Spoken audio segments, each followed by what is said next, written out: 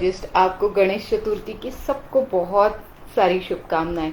चलिए बात करते कैसे रहेगा मंडे का मार्केट। आई नो मैं 2 दिन पहले ही आपको बहुत सारी चीजें आज बताने वाली हूँ, बिकॉज 2 दिन पहले मैं आपको सतर्क कर रही हूँ कि क्या होगा अगले हफ्ते। फाउंडर इंडिया के साथ हम लोग नंबर्स के हिसाब से तो मंडे को देख ही लेंगे, जीरो लॉ स्ट्रेटेजी भी हम लोग मंडे देखेंगे।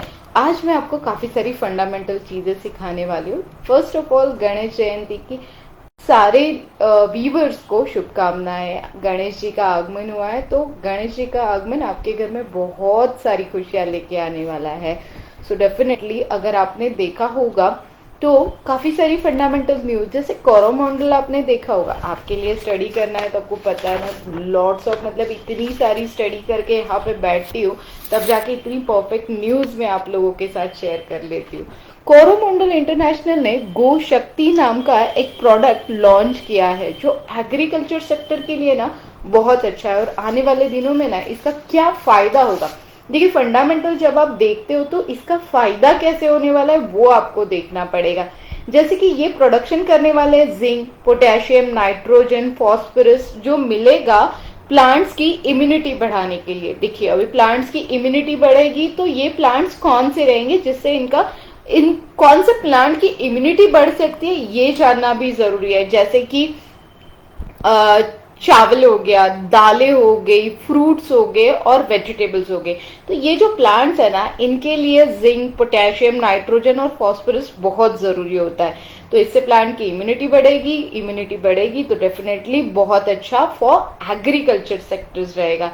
तो अब आपको जाके ढूंढना है कोरोमंडल के साथ और कौन से स्टॉक को बेनिफिट होगा। अगर बात करूं मैं तो कंज्यूमर जो कॉन्फिडेंस का डेटा था वो थोड़ा सा खराब आया। उस वजह से क्या हो सकता है आप बताओ मुझे। अब उस वजह से ये हुआ कि जो लॉन्ग टर्म के बॉन्ड्स है ना वो ज्यादा खरीदे गए, तो मार्केट में खरीदारी कम हुई और लॉन्ग टर्म के मार्केट के लिए बॉन्ड्स खरीदे गए।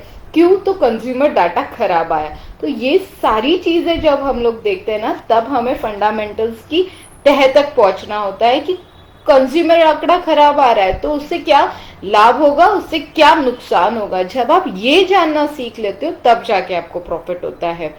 टीसीएस के लिए अगर आप देखोगे तो टीसीएस की न्यूज कैसे समझनी है आपको। ट्रैफिक सिस्टम में न्यू स्मार्ट मोबिलिटी सिस्टम उन्होंने डिजाइन की है, जो इम्प्लीमेंट ऑप्शन 10 साल के लिए उन्होंने एग्रीमेंट किया है, वो भी लंदन में किया है। तो टीसीएस के लिए बहुत अच्छा है। तो 10 साल के लिए टीसीएस जब भी आपको नीचे मिलेगा ब्लाइंडली आप खरीद सकते हो। तो ये हो गया फंडामेंटल। अब एसबीआई लाइफ में कनाडा पेंशन ने क्या किया, 2% जो स्टेक था वो 2274 करोड़ को बेच दिया है। तो ये न्यूज आपको सोचनी पड़ेगी कि हमें किस तरीके से लेनी है, पॉजिटिव लेनी है या निगेटिव लेनी है, आप मुझे स्टडी करके बताइए।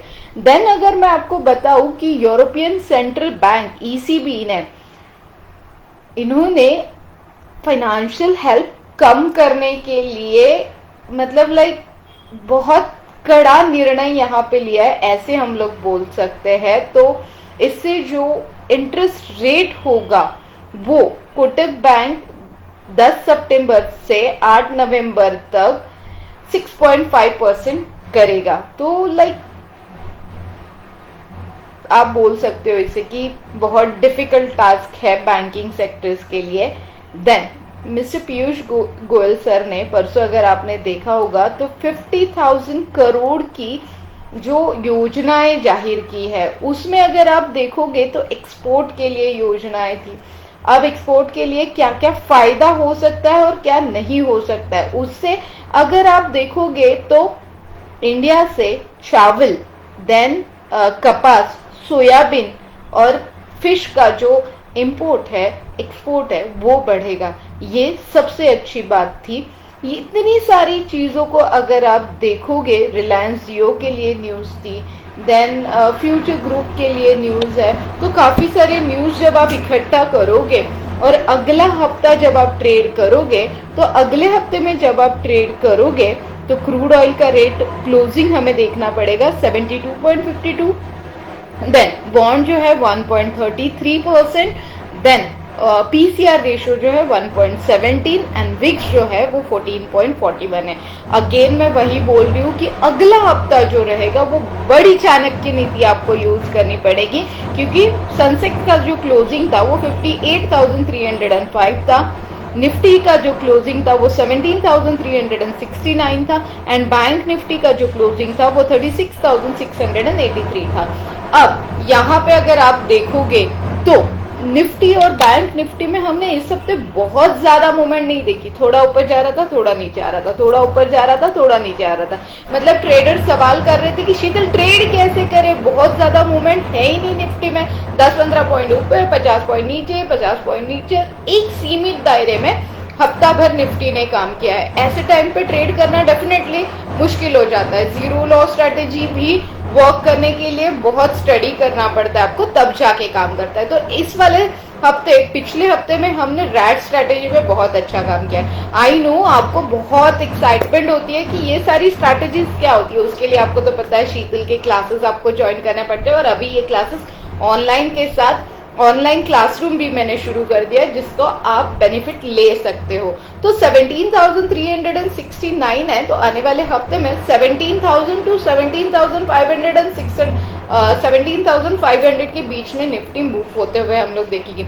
बहुत बड़ा इवेंट इस हफ्ते बिल्कुल भी नहीं है। इस हफ्ते वही नॉमिनल मार्केट में कोई न्यूज का फ्लो अगर मिलता है तो डेफिनेटली निफ्टी में आप 200-300 पॉइंट की मूवमेंट देखोगे, बट हाँ 17,000 और 17,500 के बीच में आने वाले हफ्ते में हम लोग ट्रेड कर सकते हैं। तो ये थी सारी न्यूज। बिफोर 2 दिन पहले अगर मैंने आपको दी है तो आपको काफी सारे ऐसे ही फंडामेंटल स्टॉक ढूंढ के निकालने और ऐसी ही सारी स्टडी करके, डेफिनेटली आज गणेश जी है बट इन बिटवीन मेरी स्टडी तो चलते रहती है, तो मैंने आप लोगों के साथ शेयर कर दी।